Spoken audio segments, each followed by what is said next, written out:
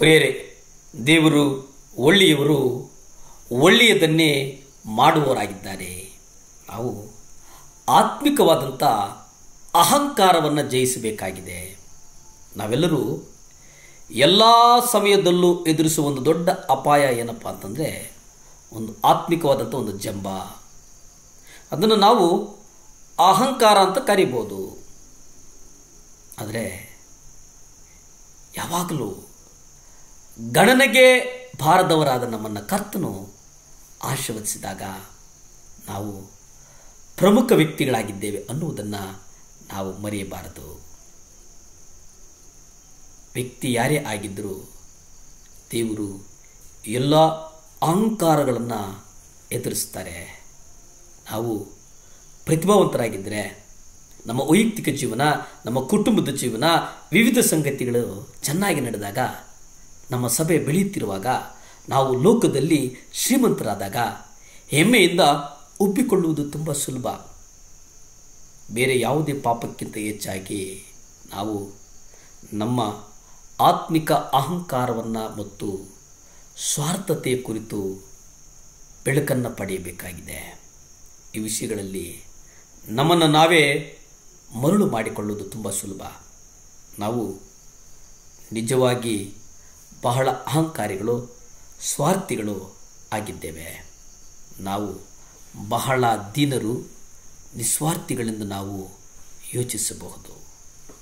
ಸೈತಾನನು ಒಬ್ಬ ದೊಡ್ಡ ಮೋಸಗಾರನಾಗಿದ್ದಾನೆ, ಬಹಳ ದೊಡ್ಡ ಮೋಸಗಾರನಾಗಿದ್ದಾನೆ.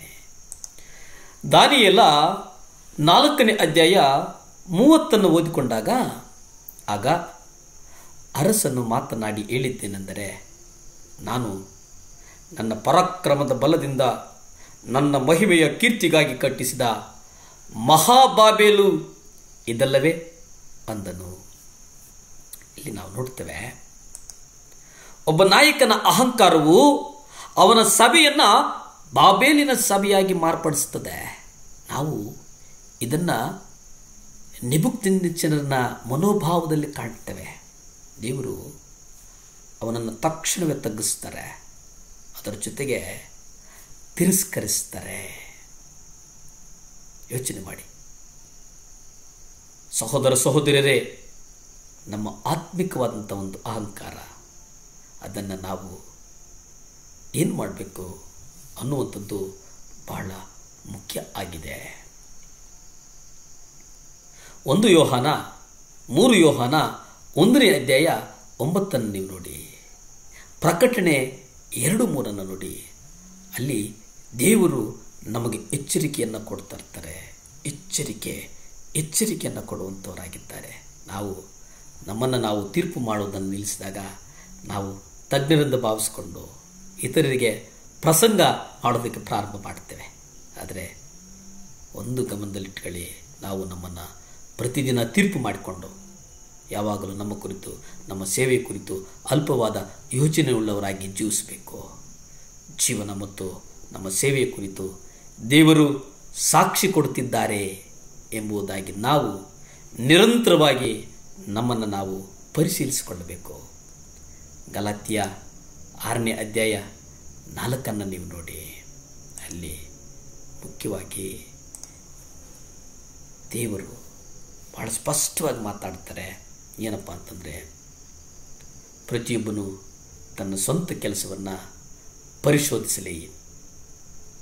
ಯಾರಾದರೂ ಆಗಲಿ, ಈ ಸಂದೇಶವನ್ನು ನೋಡ್ತಾ ಇರ್ತಕ್ಕಂಥ ಮಗನೇ, ಮಗಳೇ, ತಂಗಿ, ತಮ್ಮ, ಅಣ್ಣ, ಬಂಧು ಬಳಗ ಯಾರಾದರೂ ಆಗಲಿ,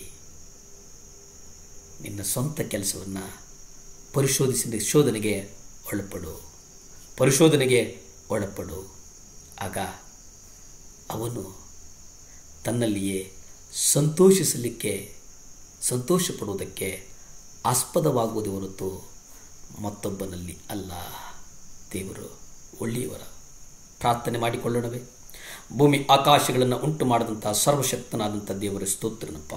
ಈ ಮುಂಚಾನೆಯ ಪ್ರಾರ್ಥನೆಯಲ್ಲಿ ಯಾರ್ಯಾರು ದೇವ ಮೊಣಕಾಲಾಕಿದ್ದಾರೋ ಅವರನ್ನು ನಿಮ್ಮ ಕರಗಳಿಗೆ ಒಪ್ಪಿಸ್ತೇನೆ. ಬೇಡ್ತಾ ಇದ್ದೇವೆ ಸ್ವಾಮಿ. ಅಪ್ಪ, ಯಾರ್ಯಾರಿಗೆ ಯಾವ್ಯಾವ ಕಷ್ಟದಲ್ಲಿದ್ದಾರಪ್ಪ, ಬಿಡುಗಡೆ ಕೊಡಯ್ಯ, ಸುಖ ಕೊಡಯ್ಯ, ಬಲ ಕೊಡಯ್ಯ. ಮಕ್ಕಳಿಗೆ ವಿಶೇಷವಾದಂಥ ಜ್ಞಾನ ಕೊಡಪ್ಪ. ಯಾರ್ಯಾರು ಕೆಲಸವನ್ನು ಹುಡುಕ್ತಾ ಇದ್ದಾರೋ ತಂದೆ ಮಗ ಪರಿಶುದ್ಧಾತ್ಮನ ಹೆಸರಲ್ಲಿ ಕೆಲಸ ಹುಡುಕಿಕೊಂಡು ಬರಲಿ ದೇವರೇ. ಸ್ತುತಿ ಘನ ಮಾನ ಮಹಿಮೆ ನಿಮ್ಮೊಬ್ಬರಿಗೆ ಸಲ್ಲಿ ತಂದೆ.